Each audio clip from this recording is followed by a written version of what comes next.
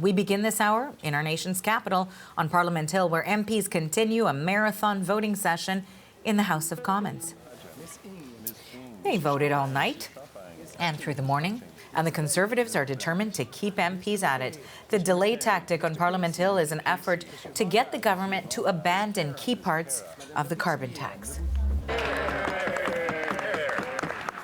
Merci, Monsieur le Président. Pour faire suite à l'incompétence libérale, on souhaite un vote par appel nominal! So still some MPs with energy left after that long night, the Conservatives sounding determined and the opposition raising more than a few questions about the motive behind it all. The CBC's Janice McGregor following it all for us out of Ottawa. Okay, what's the latest now? Well, still at it. We are past the halfway mark. They originally promised that if we go through each and every one of these 135 votes, if they don't agree suddenly to sort of group them together and do it more efficiently, that it could take 33 hours, over 30 hours maybe.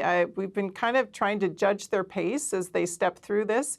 And it does seem like they could be at it all afternoon and into the evening tonight. A lot of dark circles, a lot of caffeination happening, a lot of bad food, MPs wearily trudging in and out for their shifts. Of course, they can vote electronically on their voting app, but they still have to show their faces and vote averaging every maybe 15 minutes or so. So you can't really get too much napping in between the time when you have to cast a vote again. But in case anyone under the impression that the government could somehow fall, because these are confidence votes, they are voting on spending measures, each one of them, they've been winning them handily.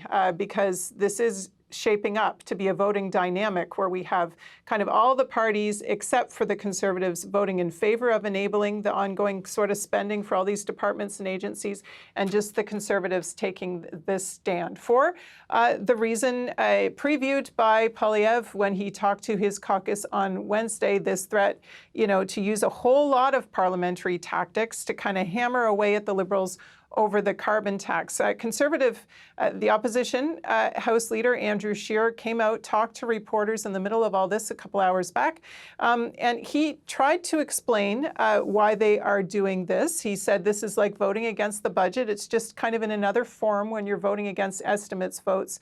And he said it was important to send a message about what the Conservatives stand for and holding out hope that it could change the government's mind. Take a listen. This can all end as soon as Justin Trudeau decides to listen to Canadians, back down from his egotistical position, and axe the tax. We've seen Justin Trudeau, when he faces enough pressure, flip-flop and back down. He was facing a caucus that was revolting because of the pressure that they were hearing from their voters on home heating. This is part of that, putting that pressure on Justin Trudeau to highlight for Canadians that this fight is happening. Prime Minister, though, hasn't talked in front of cameras today. Our Kate McKenna did see him in the hallway, though, and he said, no, we're not axing the tax. No sign of doing the flip-flop that Scheer was suggesting could still happen as a result of these tactics.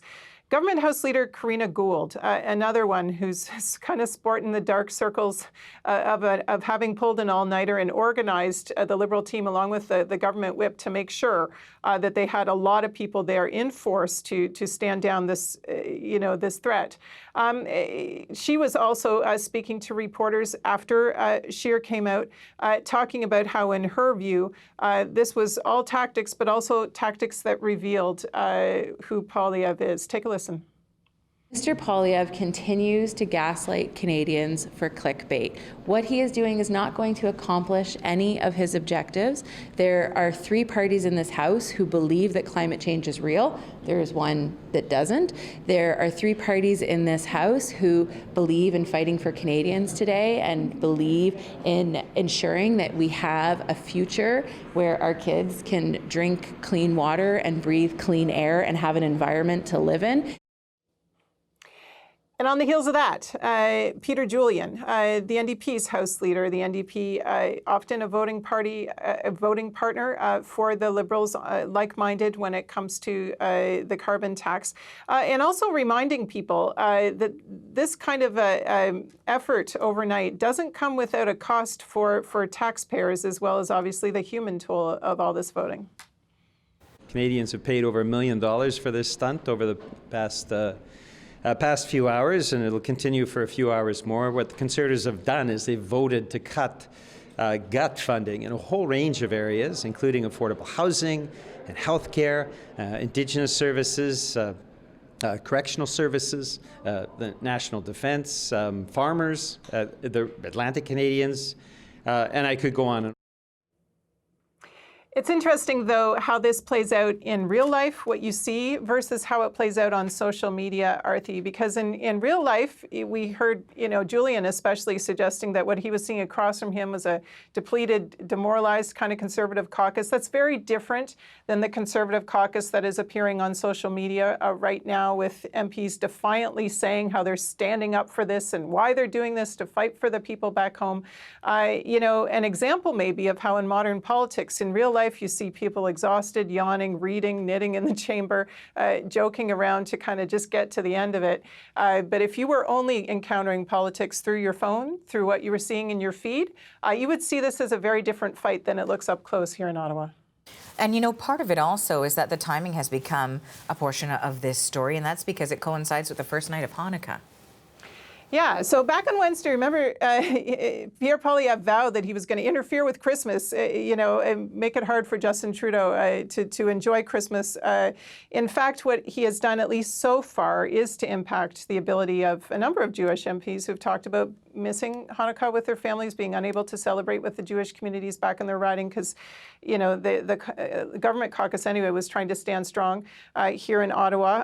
Poilievre himself, though, went to Montreal, participated in a couple of things last night. He had a fundraiser scheduled, but he also, while he was there, spent time with the Jewish community, attended a ceremonial lighting of a menorah, was spending time in at least one Montreal riding currently held by Liberal Anthony Housefather. They have long coveted being able to flip a Montreal riding.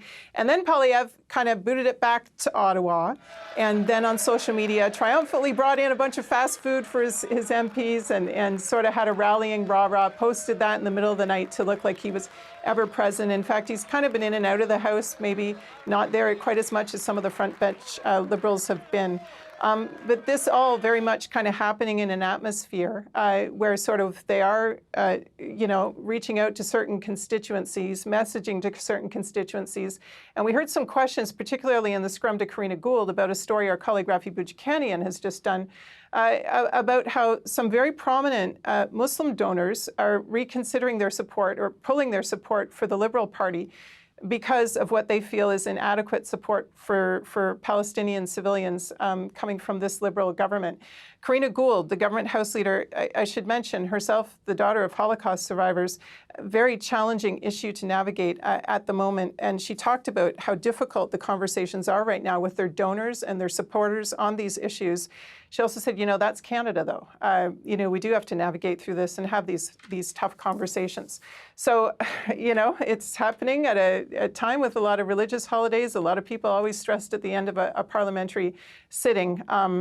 A very complicated but exhausting day on the Hill.